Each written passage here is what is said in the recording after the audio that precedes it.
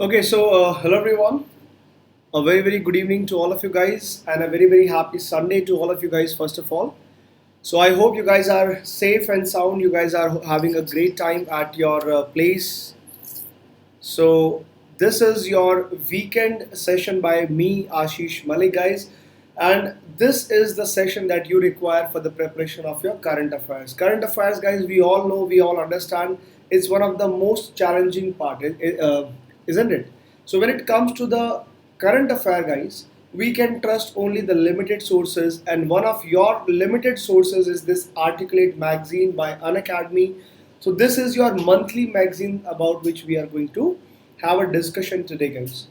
So monthly magazine of March month is what we are going to discuss today, and you can download this magazine from the description box. It is all already mentioned in the description box. You can go, you can check and download it.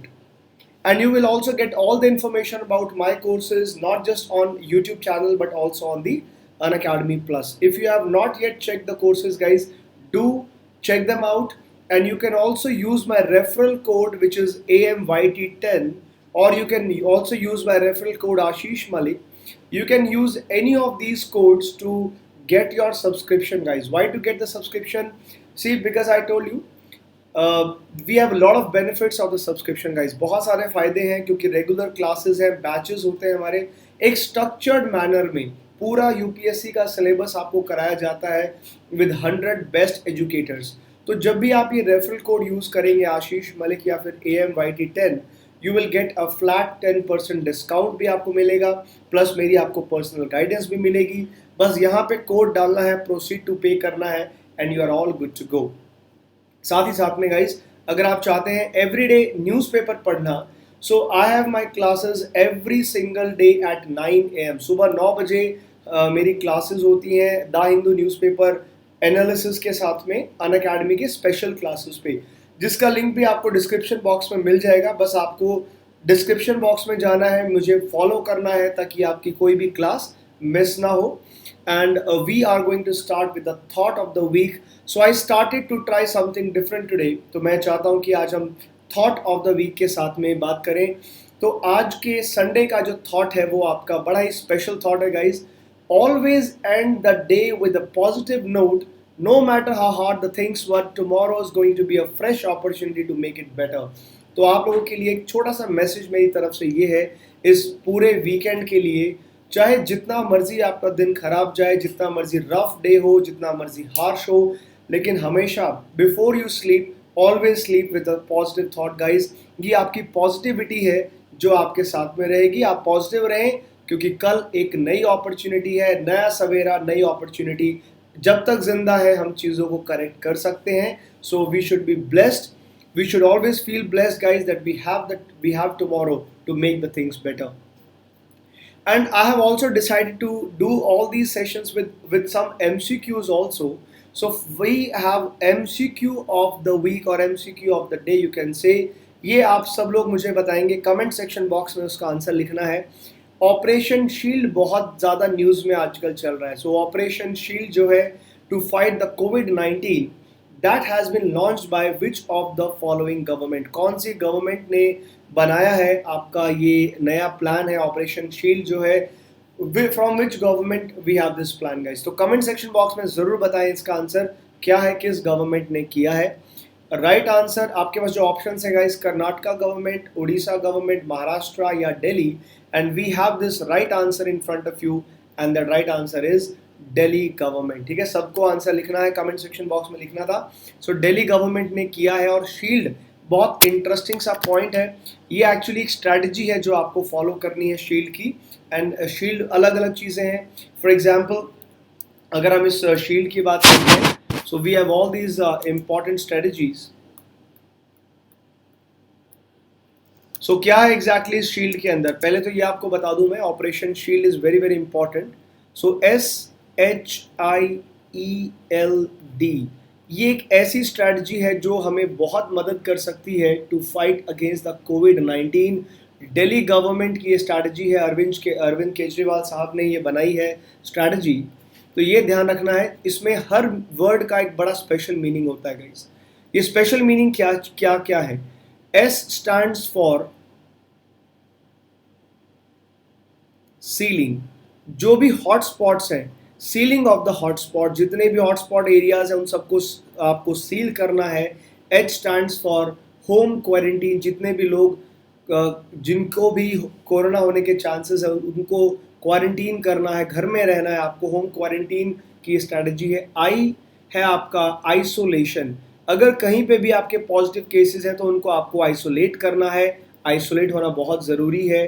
E is your essential services, ऐसा ऐसा करें कि essential services ना रुकें, essential services आपको, essential commodities आपको मिलती रहें घर पे, ताकि कोई परेशानी ना हो। L here stands for the local sanitisation, हर एरिया को लोकली सैनिटाइज करना है, चाहे फिर वो सैनिटाइजेशन टनल्स बनाइए, सैनिटाइजेशन बस बनाइए। जैसे कर्नाटका गवर्नमेंट ने एक सैनिटाइजेशन बस बनाई है, दिल्ली गवर्नमेंट ने सैनिटाइजेशन टनल्स बनाई है। और last D stands for door to door, आपको जाना है और चेक करना है, ट्रेस करना है लोगों को। It's one of the very important strategy by the Delhi government. तो ये ऑपरेशन शील्ड इसलिए आपसे पूछा गया था। खैर एनीवेज, आज का जो सेशन है गाइस, उसके अंदर हम क्या पढ़ने वाले हैं, जो आज की जो क्लास है, we are going to start with the international relations, international development से हम लोग शुरू करने वाले हैं।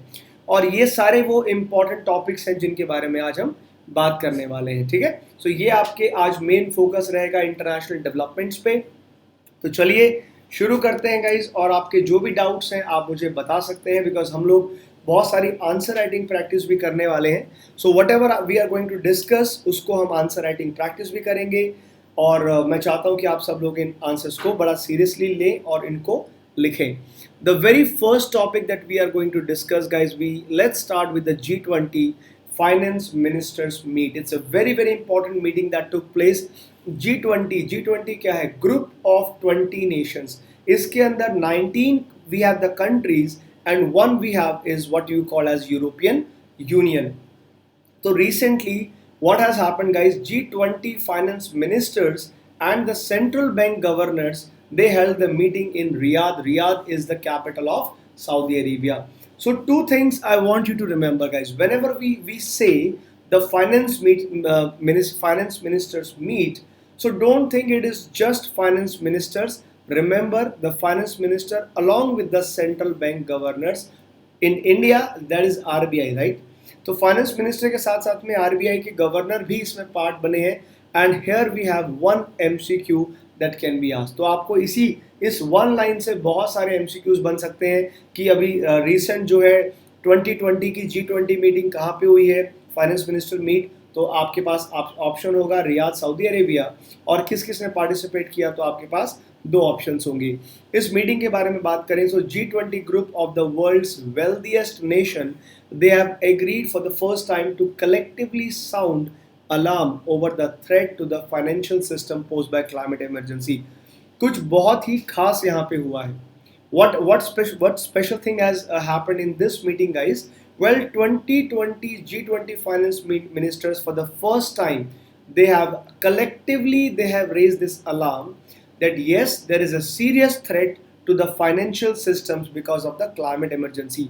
अभी तक क्लाइमेट इमरजेंसीज को हम लोग फाइनेंस से ज़्यादा नहीं जोड़ते थे, लेकिन अब दुनिया के 20 वेल्थिएस्ट कंट्री हैं, दुनिया की ये 20 जो कंट्रीज हैं, इन्होंने रियलाइज किया है that we are in a state of financial crisis because of climate emergency. और प्रायोरिटीज जो है G20 की, इसके अंदर आती है importance of examining the implication of the global heating for financial stability. जो सबसे पहला फोकस है that is about the global warming, guys.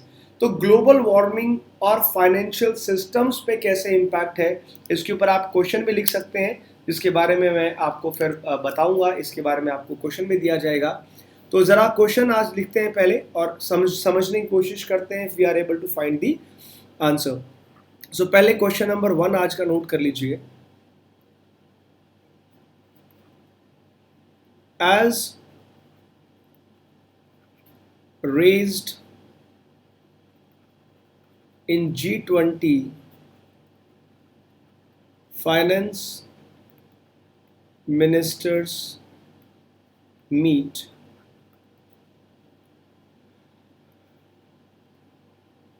climate emergency can have serious implications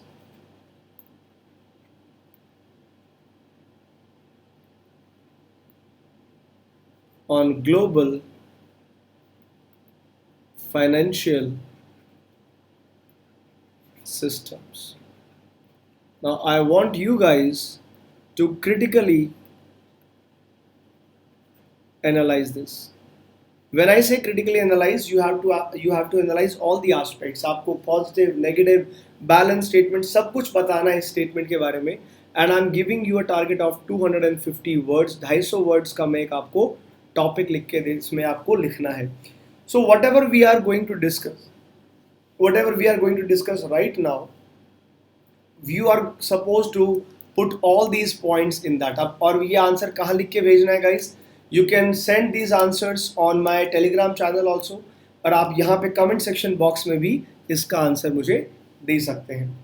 तो G20 के पहले तो G20 समझते हैं कि G20 है क्या चीज़. बहुत सारे स्टूडेंट्स होंगे जिनको नहीं पता.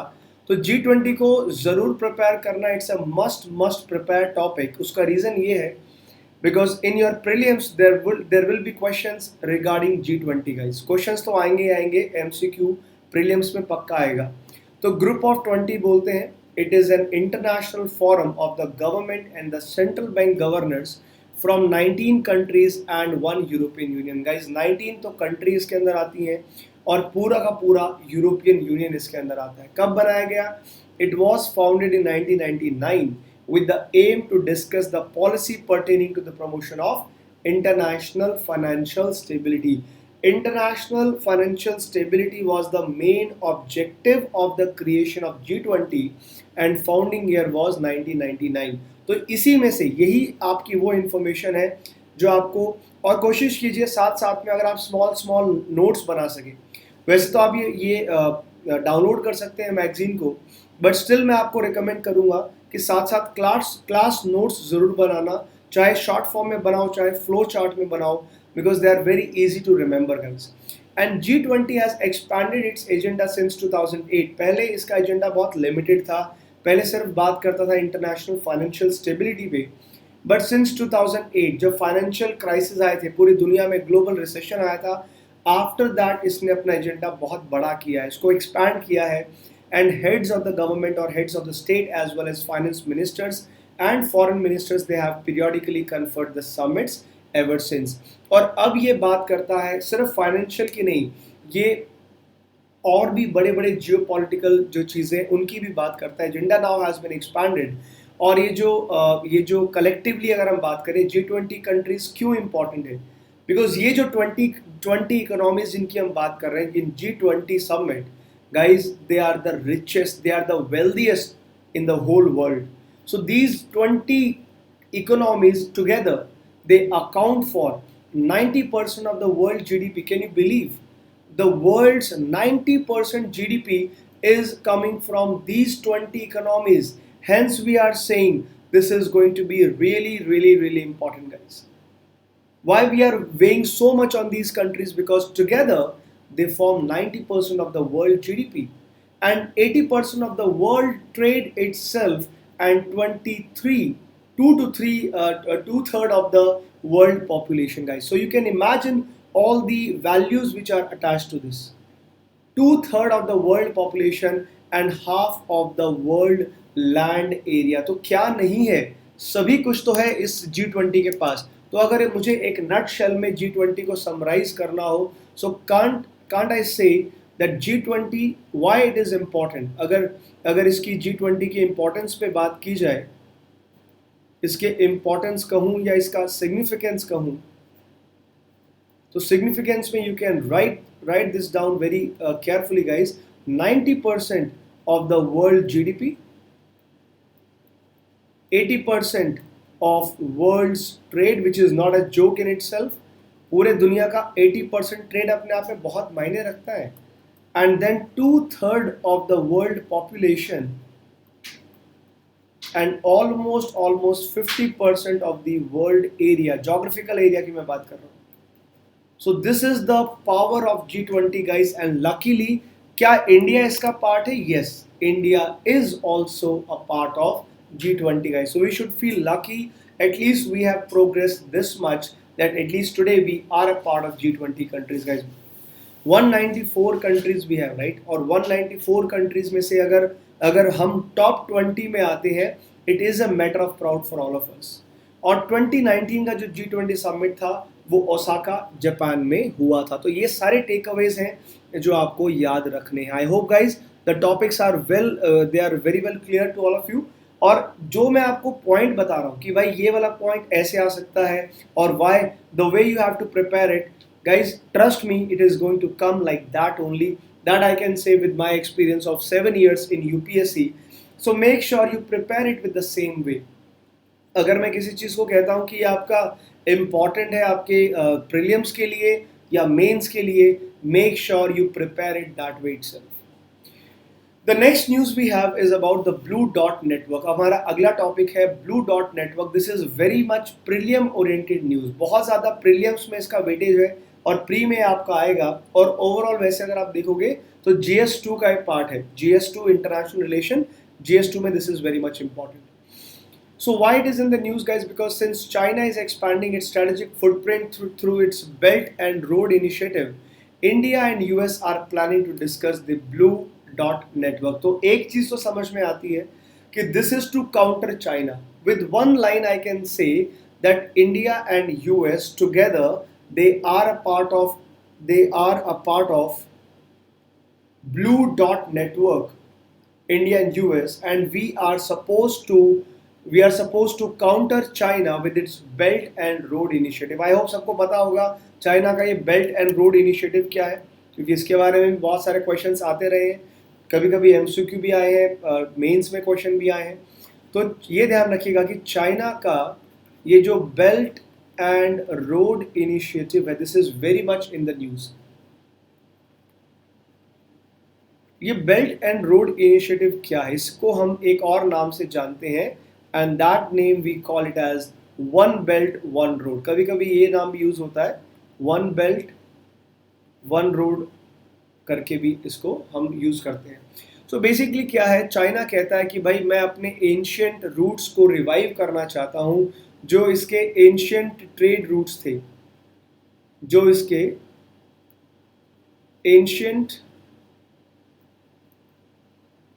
ट्रेड रूट्स थे, चाहे तो वो ट्रेड रूट्स हो आपके, either they are land trade routes और द मैरीटाइम ट्रेड रूट्स, दोनों को कनेक्ट करना चाहता है ये चाइना इस एंशियंट ट्रेड रूट से। और आज दूसरा इसका ऑब्जेक्टिव ये है, एक तो इसको रिवाइव करना है सारे रूट्स जो पुरानी चाइनीज सिविलाइजेशन हुआ करती थी, और आज इसका प्रेजेंट ऑब्जेक्टिव है चाइना की डोमिनेंस, चाइनाज वर्ल्ड डोमिनेंस, कि चाइना को मैं पूरे दुनिया पे राज करा दूं, ये इसका ऑब्जेक्टिव है गाइस। इसके अंदर चाइना क्या करता है, China actually constructs global infrastructure. China दुनिया भर में ग्लोबल इंफ्रास्ट्रक्चर बनाता है under this particular policy, and this is very much objectionable in some parts. For example India इसके लिए बहुत ज़्यादा अंगेस्ट है। अब इंडिया एंगेज्ड क्यों है इस चीज़ के? Because China want India to join, but we have a big time objection guys. What is India's objection to that? India का ऑब्जेक्शन बहुत सिंपल है, and that objection is China-Pakistan economic corridor. Under the same initiative, under the One Belt One Road initiative, China-Pakistan economic corridor. Now this is what you generally call it CPEC. Now this is very much objectionable guys. ये बहुत objectionable है, because अगर आप इसका nature देखेंगे you will realize that this particular initiative, this corridor, it passes through POK. It passes through Pakistan occupied Kashmir. And do you think India will like that? India will never ever like that guys, है ना? Obviously हम लोग क्यों पसंद करेंगे? Because it's a question of our sovereignty. ये हमारे स्वतंत्रता का सवाल है, हमारे अपने निजी मामलों का सवाल है। And this CPEC particularly passes through the Gilgit Baltistan. It passes through the Gilgit Baltistan area. सो इसकी वजह से India is against this China belt and road initiative, और ये चाहता है अप टू द यूरोप, पूरे यूरोप तक को कनेक्ट करना चाहता है। इनका ऑब्जेक्टिव है कि पूरा चाइना को यूरोप से कनेक्ट किया जाए, इतनी बड़ी मार्केट को टैप करने का इनका प्लान है। It is a brain child of the president Xi Jinping, जो अभी जो प्रेसिडेंट है चाइना के, जी जिनपिंग का ही ये पूरा का पूरा मास्टर प्लान है। लेकिन इंडिया ऐसा नहीं करने देगा, इंडिया इस चीज़ को काउंटर करता है, राइट। तो इंडिया ने कैसे काउंटर किया, इंडिया ने इसका सोल्यूशन क्या निकाला, India came up with the blue dot network. हमने क्या बोला, इसको काउंटर करेंगे, तो हमने सोचा ब्लू डॉट नेटवर्क, जिसमें यूएस और इंडिया कुछ प्लान कर रहे हैं। So we need to understand this blue. I hope the background is pretty clear with everyone, guys. ये background जानना बहुत ज़रूरी है। So more about this blue dot network जो आपको पता होना चाहिए. The first thing is, it is a proposal to cover the infrastructure and development projects across the region and other countries. बिल्कुल ठीक वैसा जैसा चाइना का बेल्ट एंड रोड इनिशिएटिव है, तो ये भी इंफ्रास्ट्रक्चर डेवलपमेंट प्रोजेक्ट्स को पूरी दुनिया में कवर करने का प्लान बनाते हैं। It's a multi stakeholder initiative, मतलब बहुत ज़्यादा कंट्रीज़ हैं जो इसमें पार्टिसिपेट करेंगी, चाहे वो गवर्नमेंट पार्टिसिपेशन हो, प्राइवेट सेक्टर पार्टिसिपेशन हो, सिविल सोसाइटी पार्टिसिपेशन हो, ताकि कहीं ना कहीं we can promote high quality trusted standards of the global infrastructure project. अच्छा, अब इस चीज़ में एक बात ध्यान रखने वाली है, when it comes to the trust, China does not have the global trust, guys. जब मैं बात करता हूँ ना ट्रस्ट वर्ड की, तो चाइना के ऊपर लोगों कहते हैं ना मेड इन चाइना है, अरे ये तो मेड इन चाइना है, तो ड्यूरेबिलिटी कितना क्वालिटी होगा यू कांट से। सो यहाँ पे ब्लू डॉट नेटवर्क खास तौर पे बात करता है हाई क्वालिटी ट्रस्टेड स्टैंडर्ड्स की, जो चाइना कभी कभी मीट नहीं कर सकता। So US led proposal, it is already joined by Japan and Australia as partner, और इंडिया के साथ में बात चल रही है, guys, because India and US also. So which particular country? US proposed the blue dot network. Reason बहुत simple है, US चाइना का ट्रेड वॉर, US और चाइना जो आज ट्रेड वॉर में है, तो US ने काउंटर करने के लिए चाइना को ये बना दिया। जापान ऑस्ट्रेलिया ऑलरेडी पार्टनर बन गए, इंडिया के साथ अभी बातचीत चल रही है। And this particular project, this blue dot network, it is a part of US Indo strategy, Pacific strategy का ये पार्ट है, क्योंकि US जो है वो इंडो पैसिफिक स्ट्रैटेजी में चाइना की डोमिनेंस को कम करना चाहता है, खासतौर पे इंडियन ओशन में और पैसिफिक ओशन में। US does not want China to flex its muscles in Indian Ocean and Pacific Ocean, and supporting the alternatives to predatory lending. So this particular initiative will evaluate the projects on various parameters, you know, the level of public consultation, transparency in the funding, debt traps and basic environments. तो ये it is very very different from China's policy, because China के ऊपर एक ये भी इल्ज़ाम लगाते हैं कि चाइना का जो बेल्ट रोड इनिशिएटिव है, China is actually making other countries poor, because China is giving them loans, China is giving them money to create the infrastructure with the help of Chinese companies. So by giving them loan, China is actually trapping them in their debt, and this word is called as China's debt trap diplomacy. मतलब China पैसा देता है, जैसे पाकिस्तान की बात करें, CPC की बात करें, तो चाइना क्या करता है, चाइना का बहुत सिंपल सा यहाँ रोल होता है। इस पॉलिसी को जरा समझेंगे ध्यान से, तो ये क्वेश्चन भी कभी कभी आ सकता है, भाई what is China's debt trap policy. जो डेट ट्रैप पॉलिसी कहते हैं, ये इसका हिडन ऑब्जेक्टिव है, और ये आता है यही आपका बेल्ट रोड इनिशिएटिव BRI से।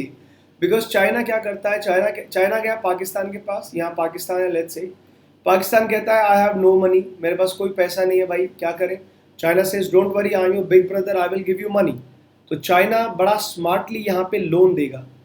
चाइना ने यहाँ पे लोन दिया, लोन फॉर इंफ्रास्ट्रक्चर दिया।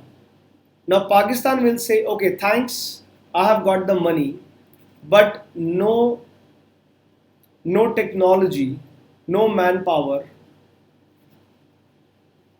So I need some partner to build this infrastructure.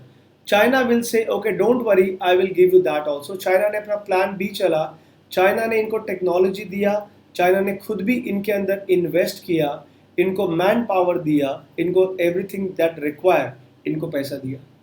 Now, because of all these things, loan and all these payments and all, so in a way इन्हीं के काम पे इन्हीं से पेमेंट लेकर के वापस अपना पैसा ले लिया.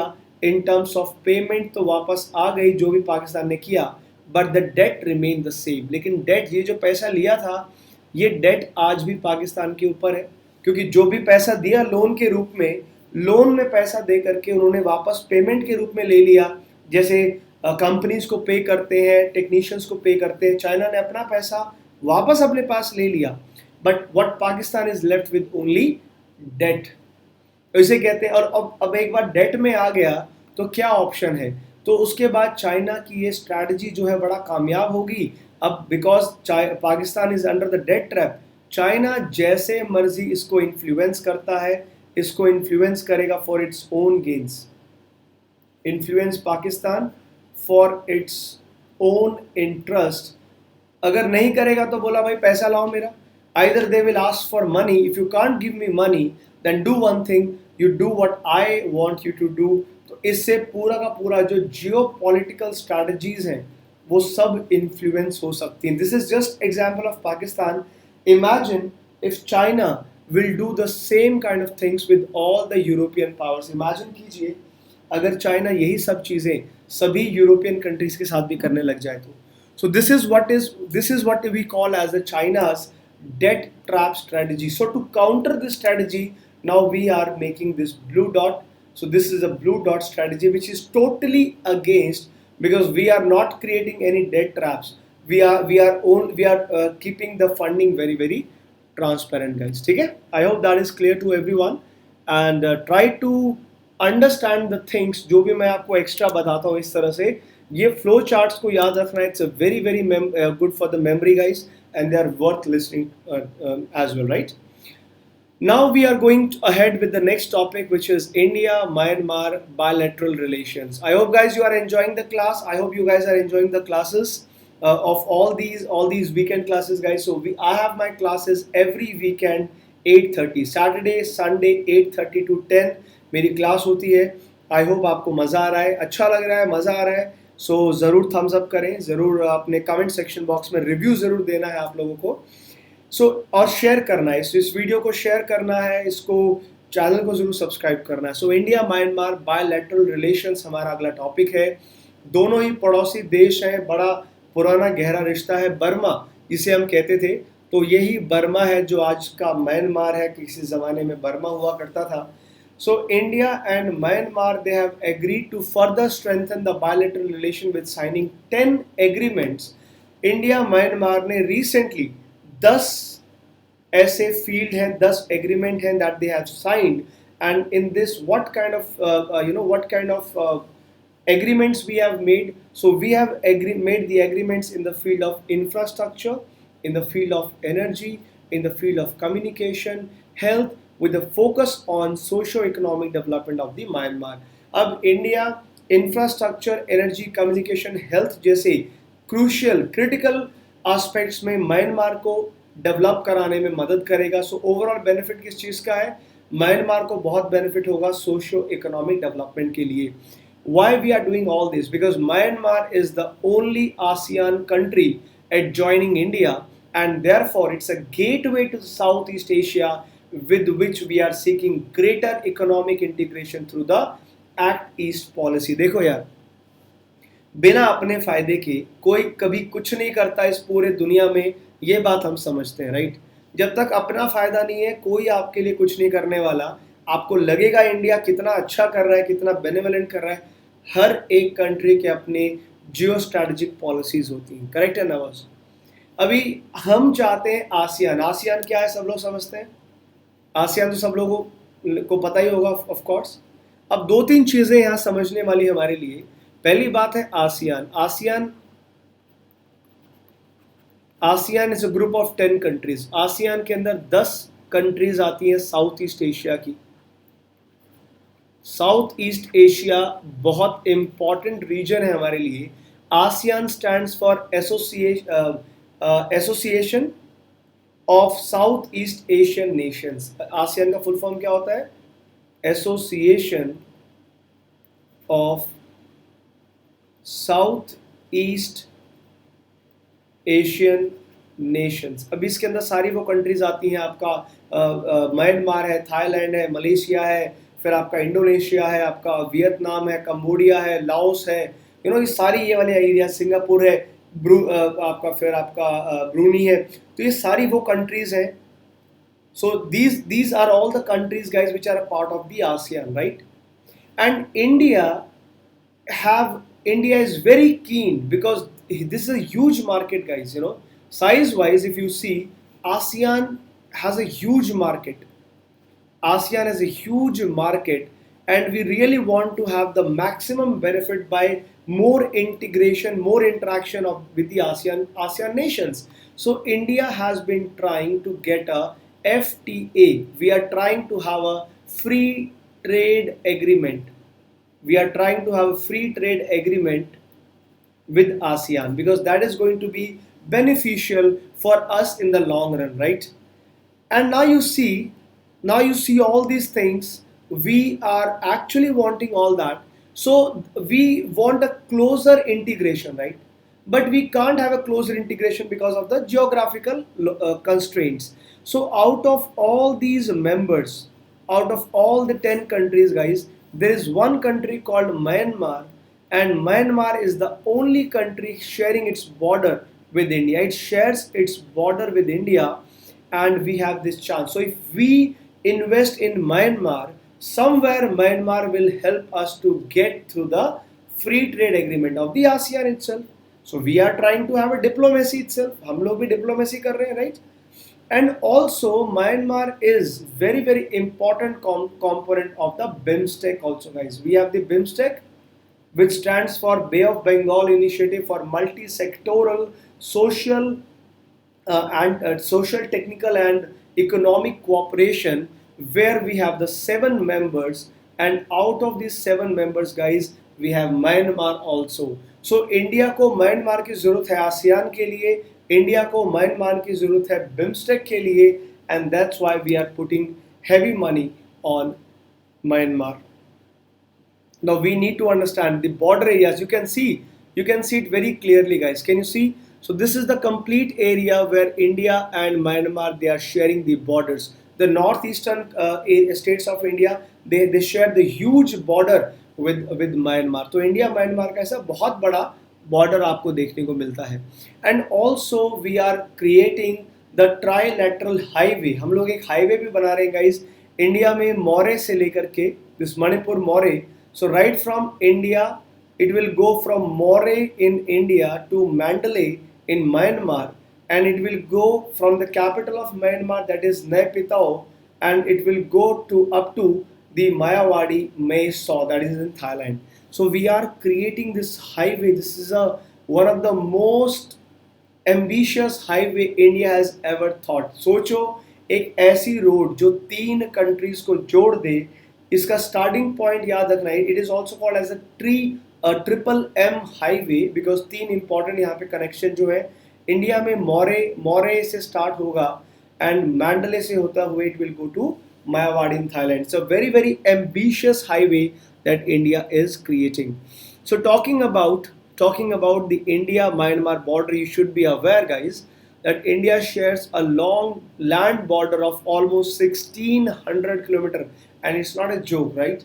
1600 kilometer is the area India and Myanmar shares together, with Myanmar as well as our maritime boundary in the Bay of Bengal. So India has both type of boundaries with Myanmar. We have the land boundary also, and we have the maritime border also. You see, so here we have.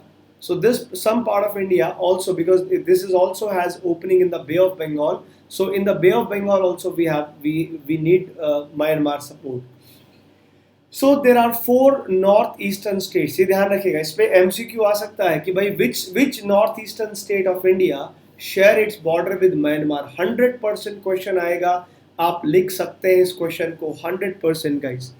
So four northeastern states, Arunachal, Nagaland, Manipur and Mizoram, these are the four states of India. They have their border with Myanmar. Remember guys, the order of the states you have to remember. Sir, is there anything agreement to be signed for it, any permission for international highway construction? Of course, it's not like permission. It's not like permission, Hemant. It's more about. It's not just the permission. It's more about the cooperation because we need the funding of the three countries, and in a fixed proportion, the funding and cooperation needs to be there. You don't need any specific permission. Of course, there is proper agreement where all the three countries together they're trying to build this infrastructure because ultimately it will be helpful for people to people contact. It will be helpful for your trade contact as well. And both the countries, India and Myanmar, guys, we have not just today, we have a heritage of religious, linguistic and ethnic ties. बहुत पहले बहुत पुराने time से religious, linguistic और ethnic ties India and Myanmar both are sharing with each other. And one more thing you need to understand about India Myanmar border is that India Myanmar border is highly porous. Porous means it's, we have a lot of spaces from where the people can come to and fro. It's highly porous. Anyone can come from Myanmar to India. There are so many areas which are not properly guarded, which are not properly, there is no wiring, there is no proper demarcation with the wiring. So India Myanmar border is very porous, it is poorly guarded and located along a remote, underdeveloped, insurgency prone region and proximate to the opium producing area.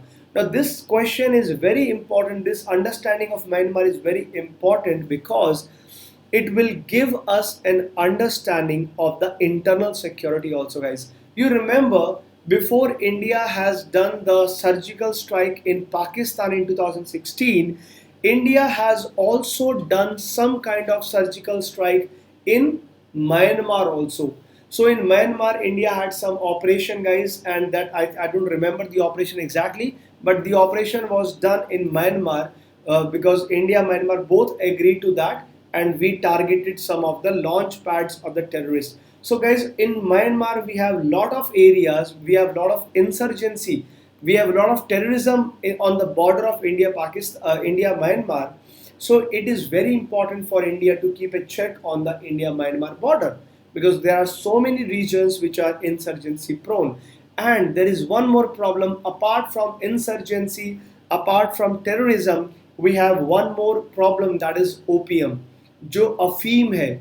So Myanmar is a part of, it is a part of Golden Triangle. आपको याद होगा, there are two areas. One is called as Golden Crescent, and one is called Golden Triangle.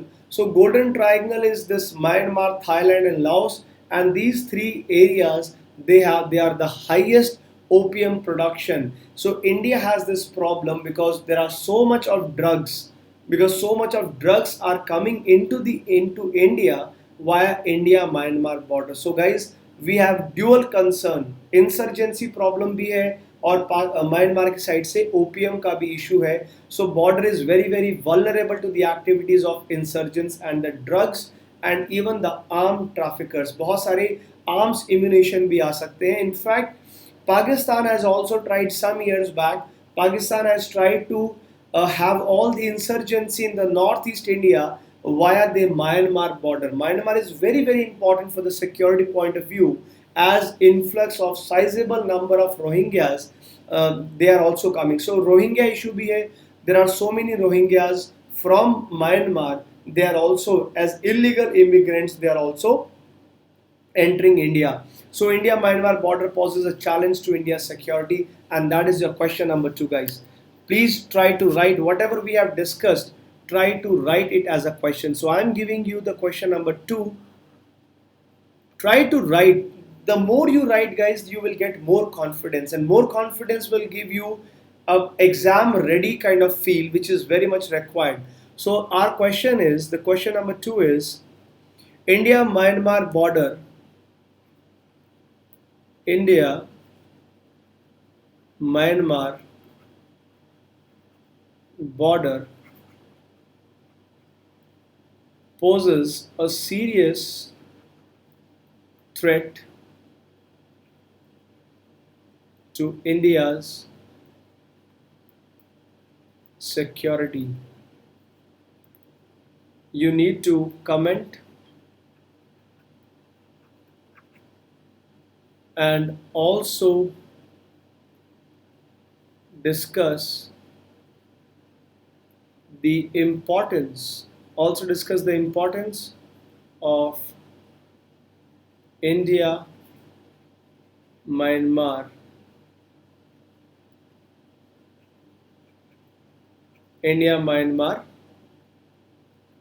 relations. Okay, try to focus on that, guys. It's a very good question to write. I'm giving you 250 words for this. Try to write in 250 words. It's a very important question. You have to mention why India Myanmar border is a security concern for India, and also you have to make a very good note of India Myanmar relations, guys.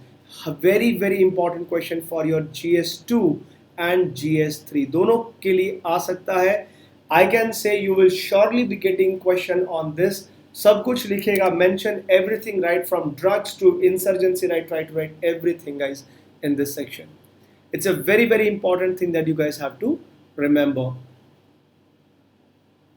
And when it comes to the defense cooperation, guys, you can also add these points, because in terms of defense cooperation, India and Myanmar bilateral army exercise, we have a lot of bilateral India army exercise between India and Myanmar. And the aim of these exercises are building and promoting closer relation with the armies. And Myanmar has always been a key partner in fight for these insurgencies. It's a very good thing that you guys have to develop.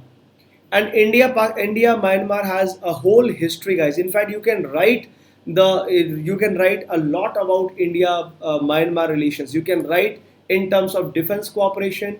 You can write in terms of commercial cooperation, guys. So strategically, economically, it is very important. So commercial cooperation is there because India is the 5th largest trading partner of Myanmar, and it is 5th largest destination for export and 6th in terms of imports. So there is a lot of trade which is also happening between India and Myanmar. When you talk about the bilateral trade, so bilateral trade is also going to the new heights, especially made due to the imposition of some quantitative restrictions by India on bean and pulses. Otherwise, we have a lot of good trade with Myanmar. Development cooperation is there, guys. India extended development assistance to Myanmar on generous terms, and our assistance portfolio is now almost, India has invested लगभग India ने कितना पैसा invest किया है? $1.75 billion India has given. And in what particular projects, if I tell you guys?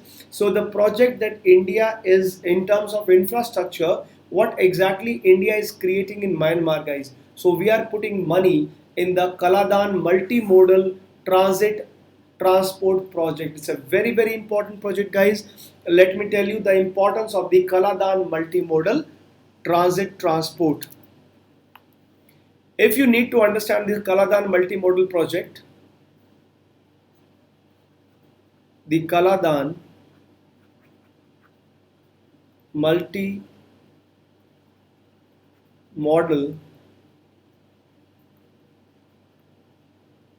transit transport. This is also very important for you to understand this transit transport project. So you must have seen the map of Northeast India, right? So if you have seen the map of Northeast India, somewhere like we have the Sikkim, then we have the Andhra Pradesh, and then we have all these areas, and here we have the Bangladesh, something like that. So we have the Bangladesh itself, and here we have this area. So something like, let's say this is the way India is there in the Northeast, right? It's not accurate map. It's just for your own reference, guys.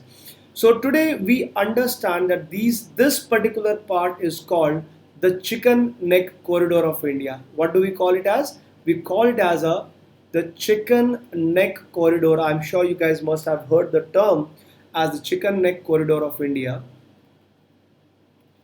And when you think of the chicken neck corridor of India, guys, there is always an issue if by chance due to any of the issue If this area get blocked because of any reason, the whole of Northeast India can get cut off from the mainland India. ठीक है, जो mainland India है, हमारे जो north eastern states हैं वो पूरे के पूरे कट ऑफ हो सकते हैं अगर कल को चिकन नेक कॉरिडोर चौक हो जाए, कल को ब्लॉक हो जाए किसी वजह से।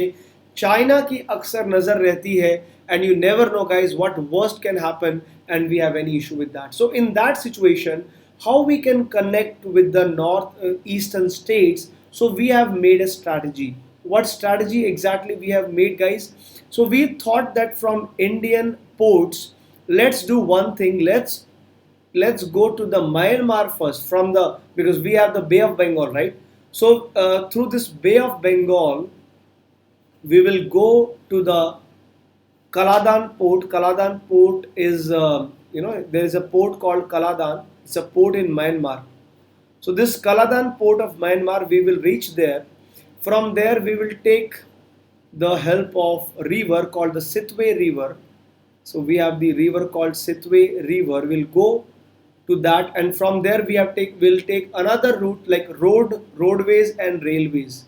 We will take the help of railways and the roadways, and with the help of that we can get entry into northeastern states. So it's a plan B. You can understand it's like a plan B that we guys have created. So you can understand, guys, the kind of importance Myanmar has with for us. If Myanmar will not allow, there is no other way we can have a plan B to enter into the northeastern states of India. तो ये बहुत ज़रूरी है for the security of the northeastern states to have this kind of project. It's a very important project which exactly Myanmar we have. That's why we have invested heavy amount. We have invested 1.75 billion amount in Myanmar. And then I have already told you guys the trilateral highway project, which is connecting the three countries. We have already seen the trilateral highway, guys, right, going from India, Moreh going to Mandalay in Myanmar, and the Mayawadi in Thailand. So these are the areas we are already having.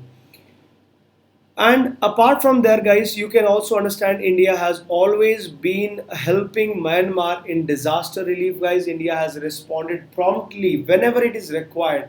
So we have huge natural calamities in Myanmar. There was a cyclone Mora in 2017. There was cyclone Common, earthquake. Wherever it is required, India has always contributed heavily in terms of disaster relief. In terms of culture, guys, India and Myanmar share close cultural ties and sense of key deep kinship because of the Buddha's heritage, guys. Because Myanmar, we have a lot of Buddhist population, and India's Buddhist heritage is still very much intact. So India, Myanmar has Buddhist relations together, and we also build on the shared heritage. India is undertaking some of the key initiatives, like for example, India, because of this Buddhist relations, we are restoring the Anand temple in Bagan, and we are also repairing and conserving a large number of damaged pagodas in Myanmar. So we have the cultural ties also, guys, and there is Indian diaspora, the origin, Indian diaspora, Indian people of Indian origin, which are living in Myanmar, guys. So we have a huge population of Indians which are living in Myanmar, right?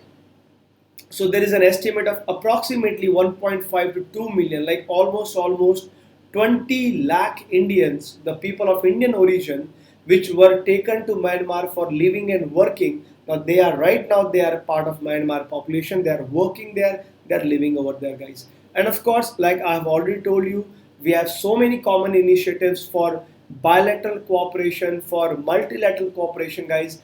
Myanmar's membership is very crucial for us. Myanmar is part of ASEAN. It is part of BIMSTEC. It is also part of Mekong Ganga cooperation, and that's why it is a very integral part of our Act East policy. तो बहुत ज़रूरी है Myanmar हमारे लिए, and that's why I insist you guys to have a proper understanding, prepare it properly. There is no doubt in my mind, there won't be any question on India-Myanmar relation. आएगा ही आएगा question, 100% आएगा. So I am giving you question number 3.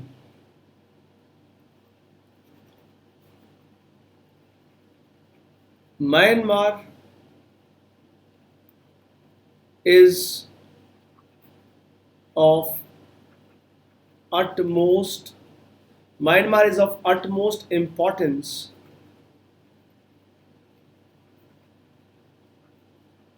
for India's Act East policy.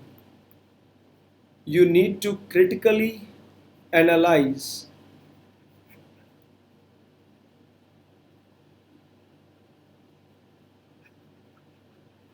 along with briefly pointing out Indo Myanmar relations in terms of culture, in terms of culture, in terms of development, and what else, and economy.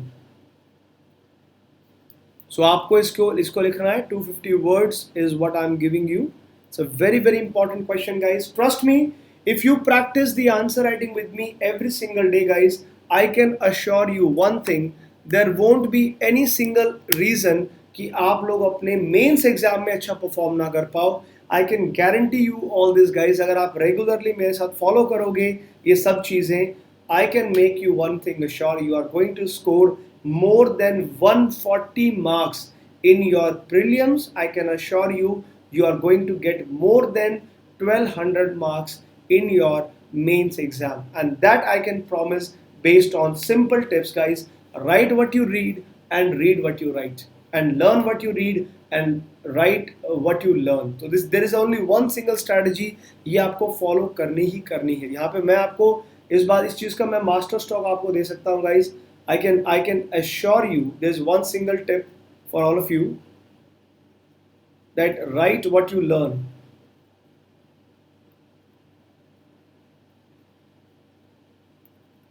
And please learn what you write.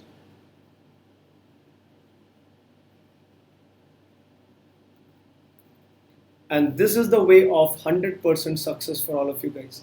This is the way you can achieve 100% success, right? Anyways, so moving on to the next topic, guys, we have a lot of other topics to discuss, and the next one we have in this particular situation, the next one, guys, there are so many other things. You can download this magazine. You should download. We have a lot many things to discuss, and there are so many other facts that we have to understand. For the complete notes, guys, you can also download this magazine. The link is given in the description box. Next topic we have is the US Taliban Peace Pact and its global repercussions. Now, this is something everyone has been talking about in the entire month of the March. We all knew it from the very beginning. It's one of the most important topic, guys. US and Taliban. So US Taliban, what is Taliban? Taliban is a terrorist group in Afghanistan, and USA and Taliban, they have made a peace pact. So what are going to be its global repercussion, guys? Repercussion, its consequences, its after effect that we are trying to understand. So the USA and Taliban signed an agreement for bringing peace to the Afghanistan, which seeks facilitation of the US and NATO. NATO is North Atlantic Treaty Organizations, where there are all the partners of USA which are built on collective security. NATO एक ऐसा organisation है, North Atlantic Treaty Organisation, where it's based on collective security. Collective security का मतलब होता है, if someone attacks any of the member of NATO, it is considered to be attack on all the member collectively, right? So now अब क्या होगा? Now after this peace pact with Taliban, now there are chances that after in the next 14 months the troops of US and NATO, they can withdraw their troops from the Afghanistan. जो पिछले कितने सालों से लड़ाइयाँ लड़ रही है, पिछले कितने टाइम से जो है वो लड़ाई लड़ रही है यहाँ पे, right? अफगानिस्तान के अंदर गाइस। सो थोड़ा सा यहाँ पे हम बात करते हैं बैकग्राउंड की। We need to understand the background little bit in this situation. So first of all, let's understand the failure of USA's Afghan policy. Afghanistan has started this policy way back, in 2000, in the initial years of 2000, and we have to understand how we can say the USA policy has failed in such a way. It's been almost 18 years, guys. 18 साल पहले शुरू किया था लड़ाई, and now we are on the same page where we were 18 years ago. So there is a military stalemate going on between US and Taliban in Afghanistan. US President Donald Trump's 2017 policy aimed at the breaking it by authorizing an additional number of 5,000 soldiers, giving US forces a free hand to go after Taliban, putting Pakistan on notice and strengthening the Afghan capabilities. So it was the policy which Donald Trump has been following, but the policy failed because Taliban enjoys safe havens and secure sanctuaries in Pakistan, and it was a total failure for America, for USA, because Taliban, the terrorist organization, still operates and operates very solid.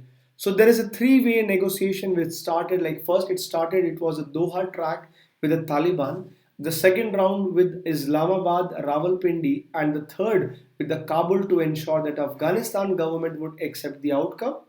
So how this peace process was finally achieved. So Taliban and Pakistan negotiated as a team, right? USA's four objectives were there. First objective was a ceasefire, immediate ceasefire with the Taliban forces, no more attack on Taliban. They were asking for a ceasefire. Then it was an intra-Afghan peace dialogue.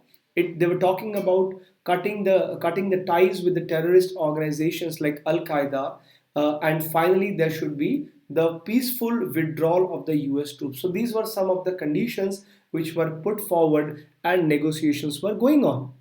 Now, this particular pact, which we are right now referring to, this US Taliban pact, so the pact is between the Islamic Emirates of Afghanistan, which is not recognized by the US as a state, and hence it is known as Taliban and the US. So this particular pact is between Taliban and US. In origin, that Taliban, they say themselves as Islamic Emirate of Afghanistan, but US do not US doesn't give them the recognition, guys. So here are some of the elements. This you can say these are the key takeaways.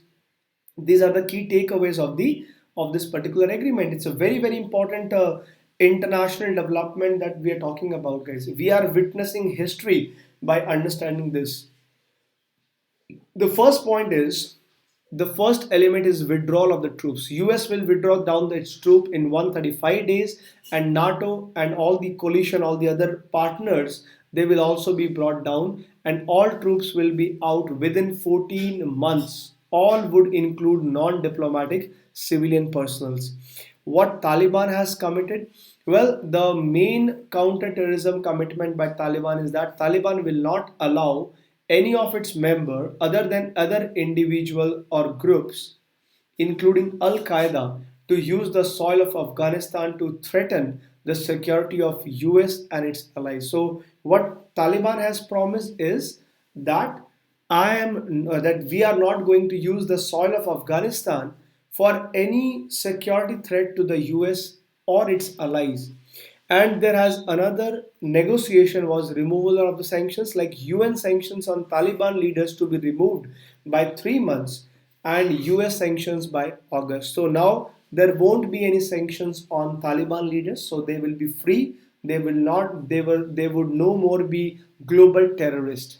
And they have also agreed on the prisoner release. Like according to the agreement, almost 5,000 Taliban prisoners, they will be released by March 2020, the first day of intra Afghanistan negotiations, and there would be remainder another 3 months. So you see, and whatever the ceasefire agreement is, the agreement states the ceasefire will simply be an item of agenda when intra-Afghan talks will start.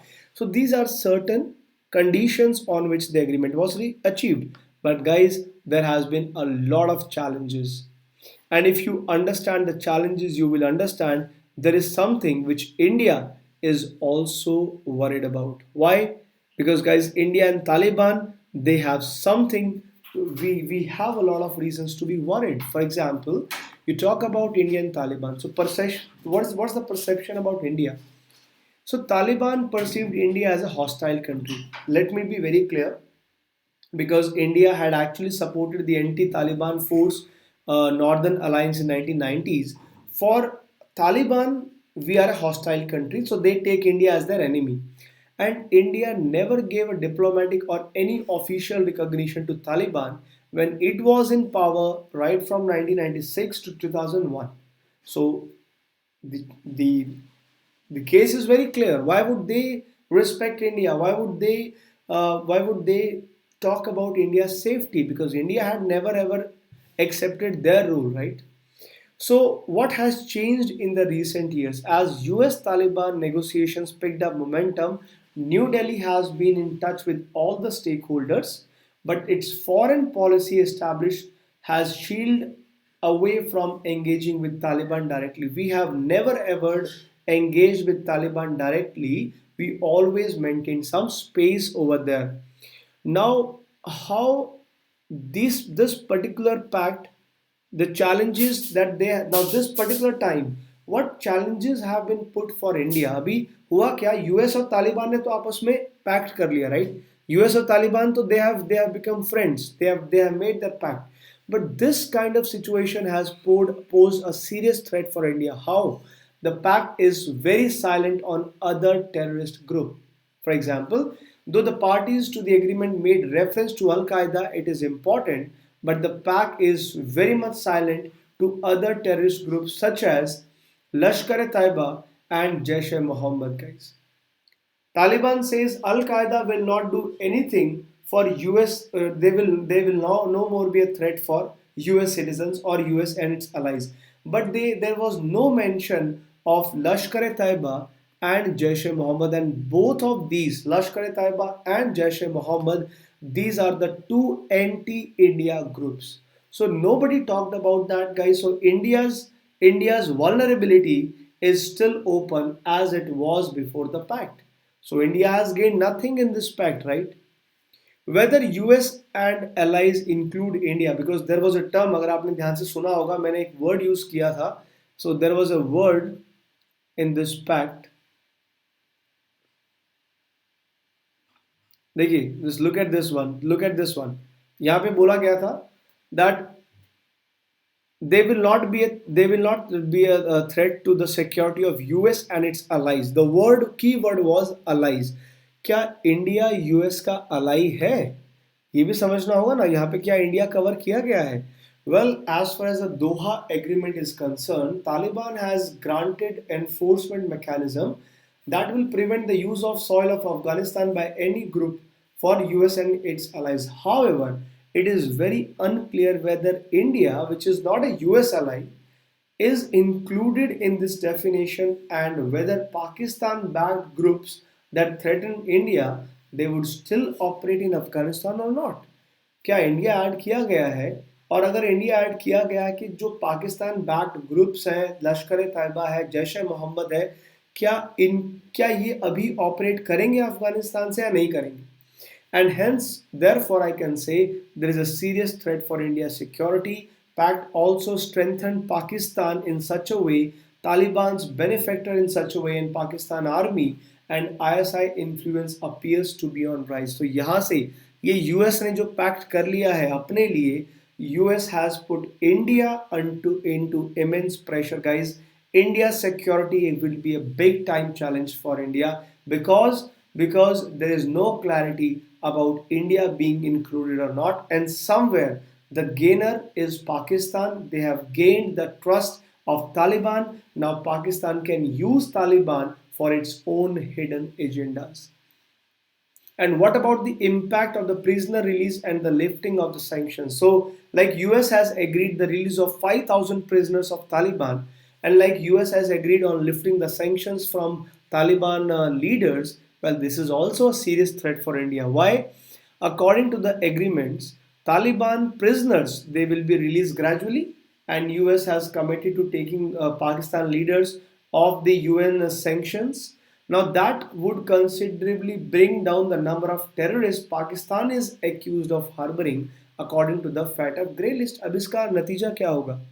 Now you guys know that since 2008 Pakistan को रखा गया है fat F क्या है, financial action task force के grey list पे.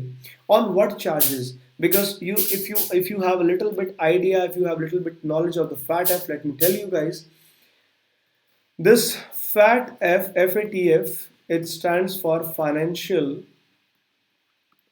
Action Task Force. And this Financial Action Task Force worldwide, it takes into consideration two tasks. One is about to check on the money laundering, which was the original reason for the creation of FATF, and then the second reason is the terror financing. So it always take care of the two things, guys, that their objective, their aim is to curb these two things. The aim is to curb these two things. One is money laundering and other is terror financing. So now you understand, they maintain a list. They have a whole complete damn list, and in the list of the FATF there is a list called grey list. So Pakistan has been put in the grey list, means here the countries which are under warning, the countries of under the grey list, they are like under warning. And they are under warning for what particular reason? For not doing enough to stop terror financing for those countries which are considered as safe havens for terrorism, guys. So Pakistan has been under this list on the charges of terror financing and terror support somewhere. Now, how this pact is going to impact, guys? Well, if I say the Pakistan has, let's say, 100 number of terrorists, for example, it's a hub of 100 terrorists, for example, and after this pact, there are some terrorists which are no more be a terrorist, as so their names will be struck off from the list. So if overall the Pakistan number of terrorists in Pakistan will also come down, because there are so many Taliban leaders which are also included as Pakistan terrorists as well, right? So overall Pakistan will get a chance. Pakistan will get a chance to say that now I have less number of terrorists, and now I have less number of terrorists, so you can't put me in the grey list. So Pakistan is also, again, Pakistan is going to have this benefit from these conditions, and this might benefit Pakistan during the FATF plenary when it faces blacklist for not complying. This will endanger India's effort to isolate Pakistan at a global level, guys, because of as a harbinger of the terrorism. Because since so many years, India has been trying to unmask the true face of terrorism of Pakistan in front of the world.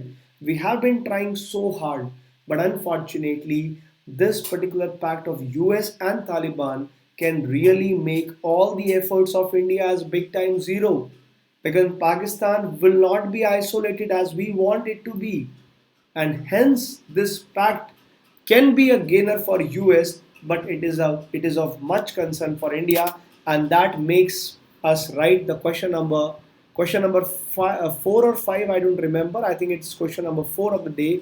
So I want all of you guys to write this question on whatever we have discussed. Now that's the beauty of this session, guys. Whatever we discuss, we try to write answer on that, and advantage is your memory skills. So write this answer, guys, that the recent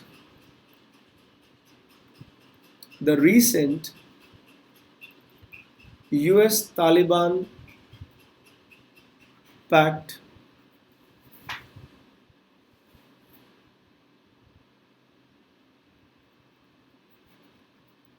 might be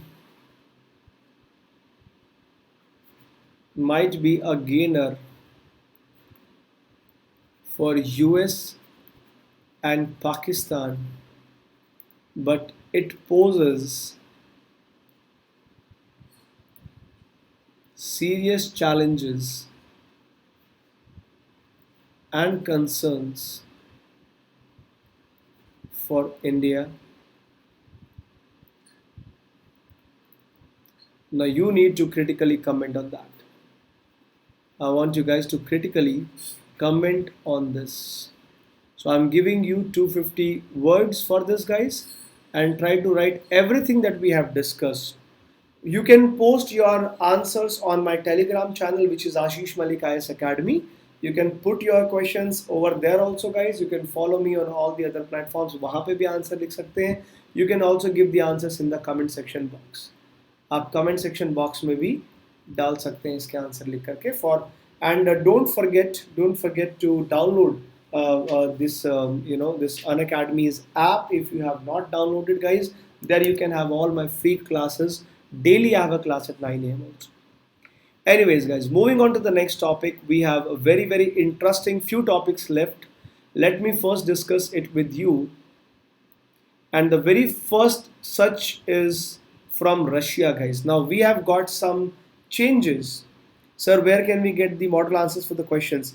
Well, the model answers you can put in the comment and I will give you the reviews. You can also get the model answers on my Telegram channel, like I have already told you guys. Well, anyway, so talking about the next topic we have is the changes in Russian constitution. Now, Vladimir Putin, the incumbent president of Russia, now he is making some constitutional changes. And why he is doing that? He is making these changes that would allow him to remain in power until 2036. Else he is required to step down in 2024. But now he is making some changes in Russia's constitution, which will make him stay in power, guys, in 2036. Can you imagine? It's like for more next 16 years, Vladimir Putin is going to be the president. This is what the kind of changes he is making. So what is the proposed amendment, guys? The amendment will actually delete in a row clause and will allow a person to be re-elected as a president even after the 2 terms. Because right now there is a rule, because in Russia the power is not for 5 years, it's for 6 years actually. So it's not like like in India we have the term of Lok Sabha as 5 year, right? There the government system has 6 year terms. And now there is a rule, you cannot be president after you are elected 2 times in a row. There needs to be some cool off period and then you will be elected again. But Vladimir Putin wants this clause to be removed, which is in row clause, and it will strengthen the authority of Duma. Duma is the lower house, like we have the Lok Sabha. So the parliament of Russia is called as Duma, and it will enhance the power of the prime minister. So if now this is okay, this is the news we are following, right?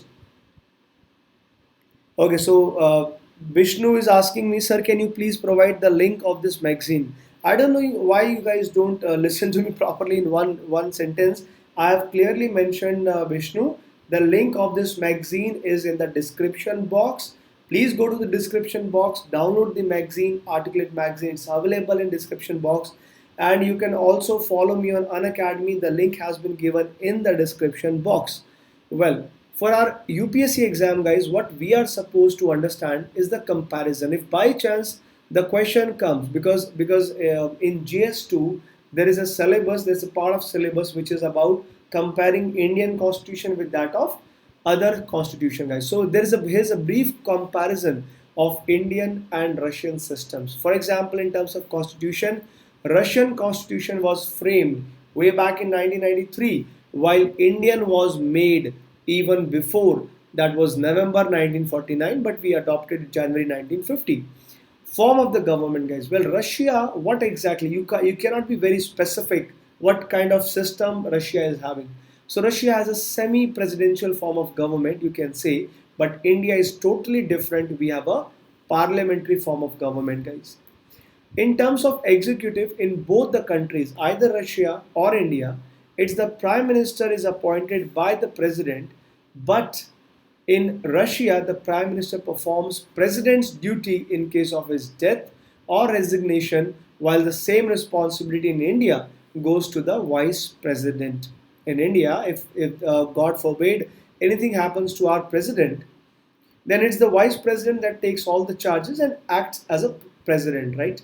But in Russia, if there is something that happens to the president, so it would be the prime minister, and prime minister would be performing all the duties of the president. If you talk about the authority of the president, that is stronger in Russia because it's a semi-presidential kind of system, and in India it's the prime minister that enjoys more power in India. As I was telling you, the term of the Russian president is 6 years, while if you see the term of Indian president, it is 5 years. So they have the 6 year circles they are having. In Russia, president cannot have more than two consecutive terms in a row, but there is no such limitation in India, and this is the reason Mr. Putin is required to step down in 2024 because he has been in power since 2012. So from 2012 to 2018 he was the president. He got selected again in 2018 and now he will be in 2024, but he needs to step down because you cannot be president in more than two consecutive terms. And that's what India has achieved. For example, if the question comes as what India has adopted from the Russia's president, what we have borrowed from Russian this constitution, there are two things which India has borrowed because we have borrowed a lot of provisions from different constitutions, right? From Russia, we have got the fundamental duties. Very important, guys. The original constitution of India did not have the fundamental duties. We got these in nine. It was the year was 1976.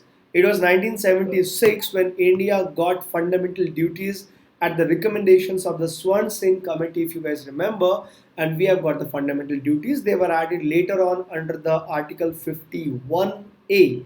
We have got. Initially, there were 10 fundamental duties. Right now, we have 11 fundamental duties because 11th fundamental duty was added later on, somewhere in 1990, somewhere in 2003. It was 86th amendment, as far as I remember. And the second thing which we have borrowed from the Russian constitution is the ideal of justice, that is social, economic, and political, that we have written in the preamble, guys. So this particular element of the preamble has been borrowed from the Russian constitution. So you can have a very good question on that. You can have a very good question on that. So which of the following are the provisions borrowed from Russian? So take this information as your prelims exam information, guys. You should be having these kind of informations. It's very important. Anyways, moving on to the next one, guys. We have the next topic, very important topic about the Sar Creek. It's a very important topic between India and Pakistan. We have a very old dispute in terms of Sar Creek. So now recently why it is in the news because at the third edition of WION's Global Summit held at Dubai, former Pakistan Minister Kasuri recalled the plan for the Sar Creek Pact. So first of all, let me tell you what is a creek. That is also very important for you to know. So from geographical point of view, now this is important for your prelims, guys. What is a creek? From geographical point of view, creek means it's a small river, or you can say a rivulet, right? So if you see this diagram, so a small rivulet is what you call as a creek. So the slender channel flanked by island may also be called as a creek. But do remember, the creek does not usually drift out into new channels or form a new branch or even have tributaries. Well, a river on the other hand is more likely to branch out in different multiple routes. But creek do not have multiple routes. Creek ऐसा नहीं है कि creek है तो फिर multiple routes होगा. Creek usually maintain one single route. It does not drift out into new channels, guys. That's why it's slightly different from the river. And since a creek can flow under the surface also, it is possible for sea to be the origin of the rivulet. A river is no more likely to have its origin from the place with a high altitude, which equates the rivers most having the fresh water, but the creek is something which can have its origin from the sea water itself. So rivers are always, there is nothing called as saline river, guys, because rivers are always fresh water rivers. A creek can be saline, right? Now, what about this Sir Creek, guys? Sir Creek is something we have on the western part. अगर आपने देखा है India का, if you are familiar with the map of Gujarat, if you are familiar with the Indian map, the western map of India, so there we have small, like nearby the Kutch area, the Gulf of Kutch. We have so many creeks. There are so many small in areas which are called the creek. And this is a very old dispute, guys. What is the dispute over the Sir Creek? If the question comes, you should be aware that dispute of Sir Creek lies in the interpretation of the maritime boundary line between Kutch and Sindh. So India's westernmost part is Kutch and Pakistan's eastern part is called as Sindh. So the Sindh province of Pakistan and Kutch area of India.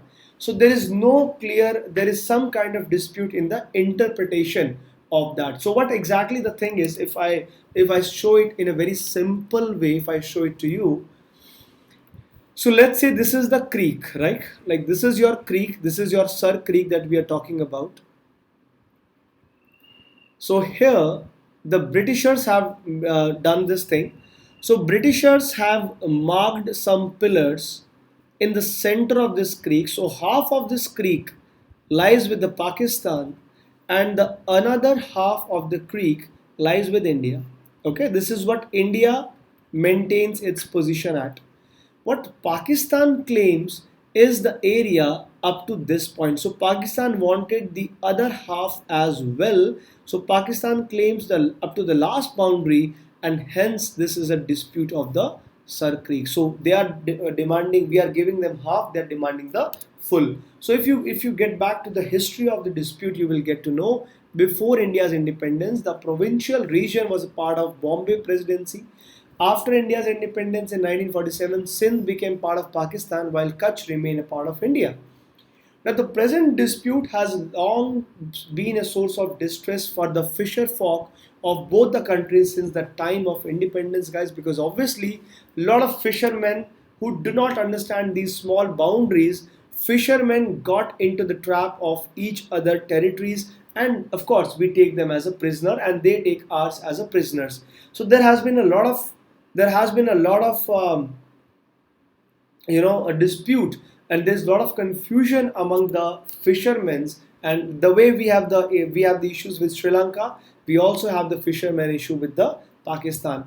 Well, India says the border should run from the middle of the 100-kilometer creek, which I have just mentioned, while Pakistan wants it to run from the eastern bank. Pakistan needs the whole of the creek. This is almost 100 kilometer, but what Pakistan demands is the complete one. What we are agreeing is the midpoint, and each claim would give the country rights to a massive gas and oil resources believed to lie under the seabed. And why all this issue, guys? Why such nonsense over the water? Because Sir Creek is supposed to be it is very rich. It's supposed to be very rich in oil and gas, and that's the real motive.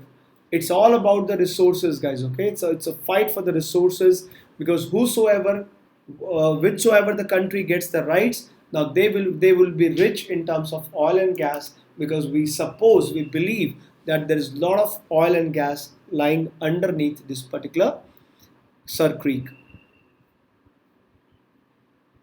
So here we have the UNCLOs, which is called as United Nations Convention on Laws of the Sea.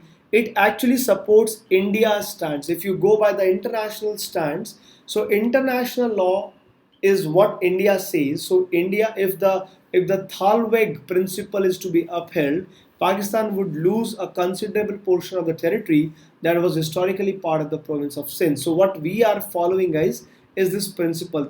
Try to remember the principle. There's some methodology which is followed in the international law. So if you go by this principle called the Thalweg principle, so Pakistan is going to lose a lot of things. So what exactly this Thalweg doctrine is, because this is a very much prelims kind of news, right?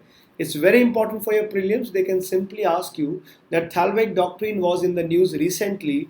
So for which of the following reasons? तो आपको अलग अलग reason दिए होंगे. You should be aware of कि कौन सा correct reason है. So Thalweg doctrine defines the border between the two states which are separated by a water course or the flowing body of the water is lying along the thelwick, and which is the line of greatest depth of the channel or the water course. So this is how it is. So let's say if this is the dispute, if this is the some water body which is separating the two areas, so we take the deepest point, keep it as a midpoint, the deepest point of this water body, and then we separate it. So as far as this practice is concerned, Indians claims are absolutely correct.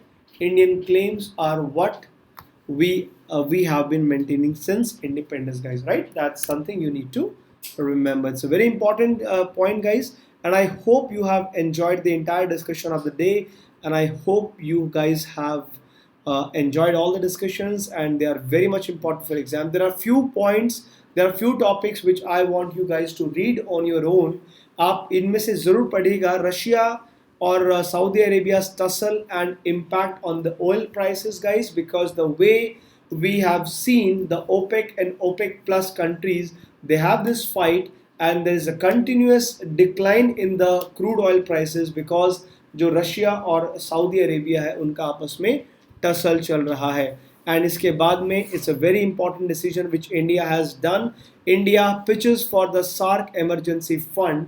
So India ने क्या किया है, SAARC emergency fund के ऊपर हम लोगों ने बहुत इंपॉर्टेंट फैसला लिया है. वो क्या चीज़ है वो भी मैं आपको बता दूंगा. इस रिसेंटली टू फाइट द कोविड-19, अभी कोरोना वायरस से फाइट करने के लिए, कोविड-19 से फाइट करने के लिए Indian prime minister mister Modi, they have made this special fund of the 8 SAARC member. जितने भी हमारे सार्क कंट्रीज हैं उनको बोला है to create a emergency fund.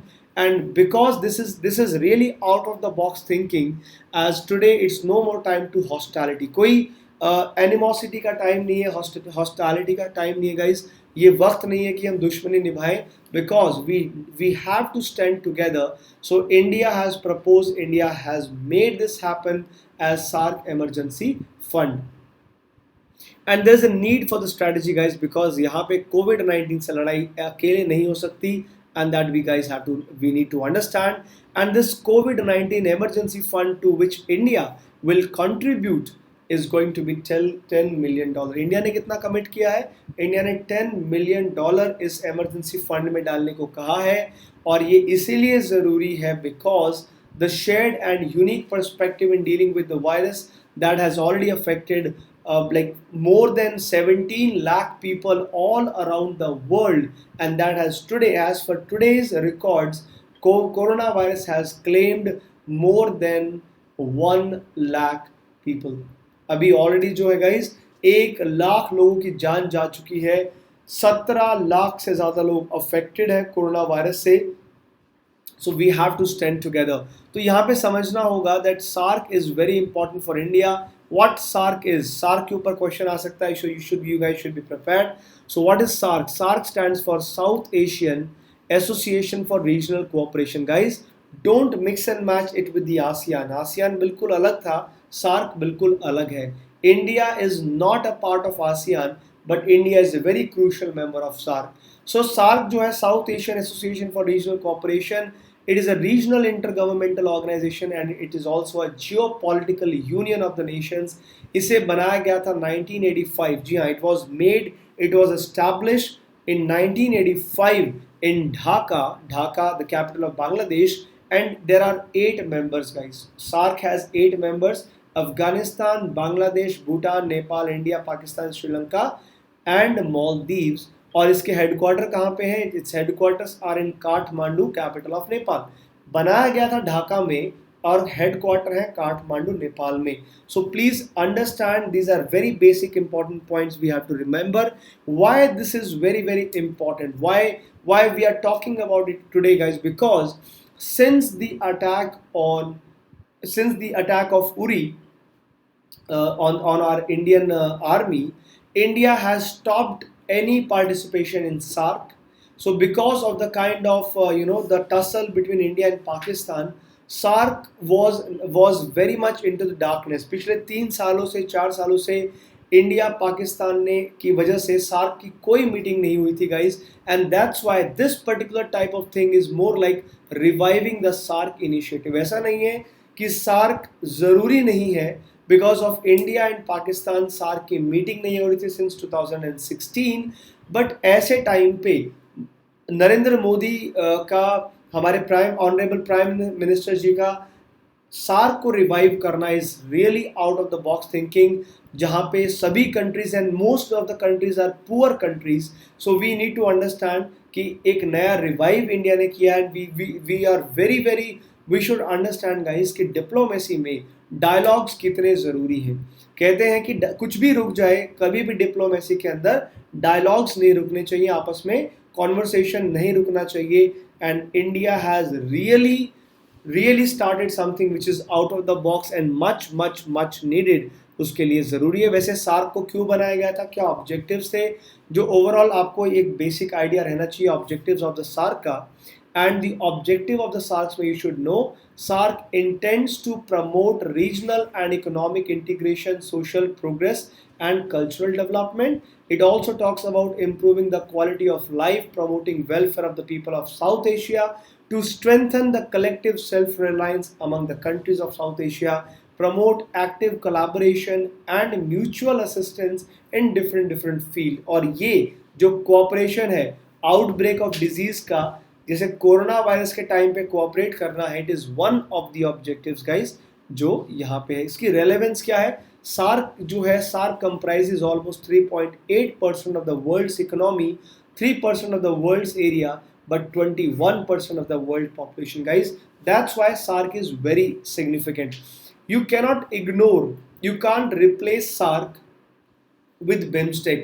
बहुत बार बोला जाता है कि SARC has become irrelevant now and the India is moving towards BIMSTEC, but कितना relevant है SARC की, क्या importance है, वो भी आपको समझनी होगी। That the common solution to the common problems, all the SARC countries they have the common problems, guys। देखो बिम्स्टेक में भी है वो चीज़ें, बट बिम्स्टेक की प्रॉब्लम अलग है, ऑब्जेक्टिव्स अलग हैं। सार्क के ऑब्जेक्टिव्स को आप बिम्स्टेक से रिप्लेस नहीं कर सकते, because all the member countries of SAARC they have so much in common problems like poverty, like illiteracy. ये जितने भी 8 कंट्रीज मैंने बताई, you take all these 8 countries together guys, and you will realize that all these 8 countries, they have the same problems, all of them। They have the problem of poverty, illiteracy, malnutrition, natural disaster, internal conflicts, industrial technological backwardness, low GDP, poor socio-economic conditions, and uplift their living standards। ये सब वो problem है जो सबके साथ common है, and that's why it is said if you have common problems, there will be a common solution। And culture wise भी guys, अगर आप सार्क कंट्रीज को देखोगे, they have so much in common in terms of tradition, dress, food, culture, political aspect, and that's why it is so important to synergise their action. तो यहाँ पे मैं आपको लास्ट एक क्वेश्चन देना चाहता हूँ आज का। So we have the last question of the day, and with that note we can end today's session guys. So we have this question number 5। I think हमने 5 क्वेश्चन आपको आज दिए हैं।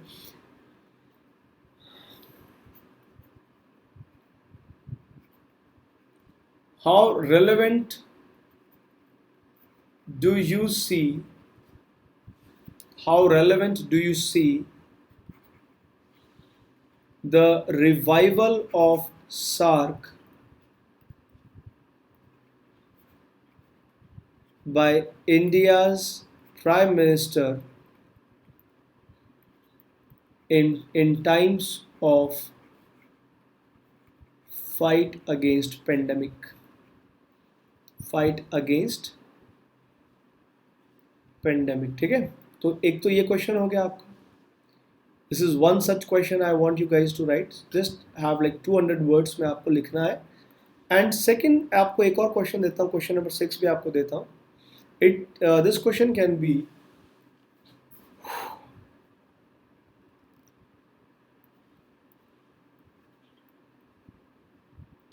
India has shifted its focus from SARC and has paid more attention on BIMSTEC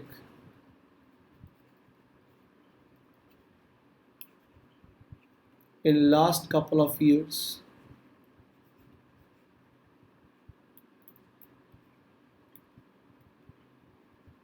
Critically analyze the prospects and drawbacks of such a shift. ये आपको बताने हैं, and for this I'm giving you guys 250 words. 250 word मैं आपको दे रहा हूँ लिखने के लिए. So guys, whatever we have given, all these questions are very important. They are very relevant, guys. And don't forget to come in my classes every single day. We have these classes in the morning. So अगर आपने अभी तक नहीं देखी guys, you should better be watching my classes every single day. I also do the Hindu newspaper analysis, and there also I give a lot of questions for the answer writing. And with me, one thing is guaranteed, guys. You will get a lot of questions for practice. You will get a lot of answers. You will get a lot of knowledge booster from my classes. I hope you guys have enjoyed it. So don't forget to enroll yourself in all my classes morning 9 a.m. But they are on Unacademy Plus. Unacademy special classes, guys.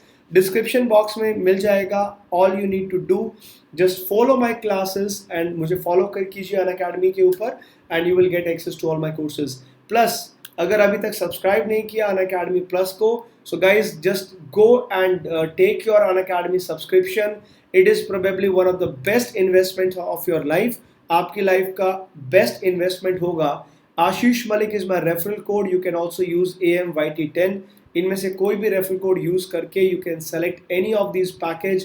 You will get flat 10% discount. यहाँ पे आपको referral code डालना है. So I will see you guys next week. अगले मुलाकात होगी. Every Saturday, every Sunday we have these classes at 8:30. Thank you so much. Take care, guys. और आखिरी में एक ही बात कहूँगा, सुरक्षित रहें, घर पे रहें, stay safe, guys, and stay at home. We are in state of war with COVID-19. So please stay at home. God bless you. Take care, and I'll see you guys on next Saturday, Sunday, 8:30 p.m. If you like it, guys, don't forget to share it, and don't forget to subscribe to Unacademy's Articulate channel. Thank you so much. See you next Saturday, Sunday, 8:30. Jai Hind, Jai Bharat.